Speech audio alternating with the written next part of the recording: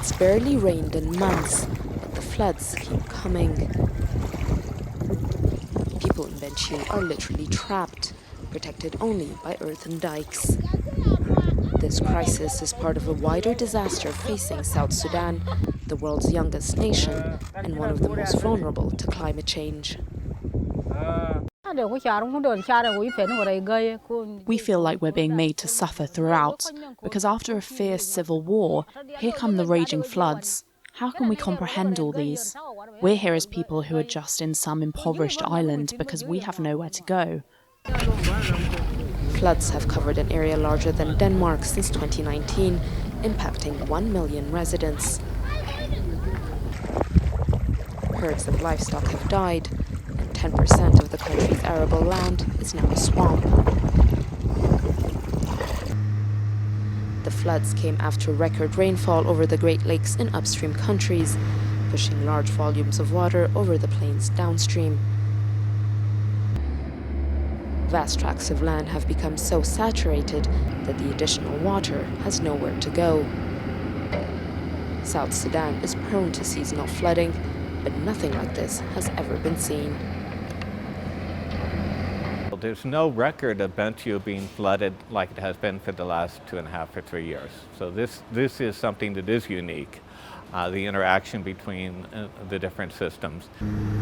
The flooding has cut off vital roadways out of Bentiu that were used to bring in most of the city's food.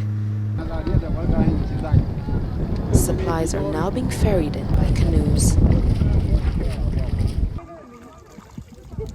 Farmers and herders have also been affected. They've had to drastically change their lifestyle and are finding it hard to make a living. If the flooding is over, we can resume our farming practices. At the moment, we only survive on activities like fishing and water lily collection. The war in Ukraine has cut aid budgets and raised food prices at a time when 7.7 million people in South Sudan don't have enough to eat. As a result, the World Food Programme has been forced to cut its rations in half, even in hard-hit areas like Bentiu. Families that use up their monthly allocation are forced to survive on wildflowers or fruit. If not, they go hungry.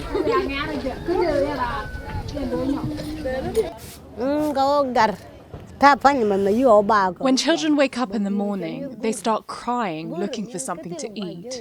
But there's no food.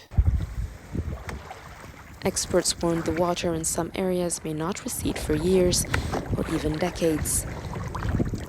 In January 2023, satellite imagery showed the area absorbed by floods expanded 3,000 square kilometers within a single week.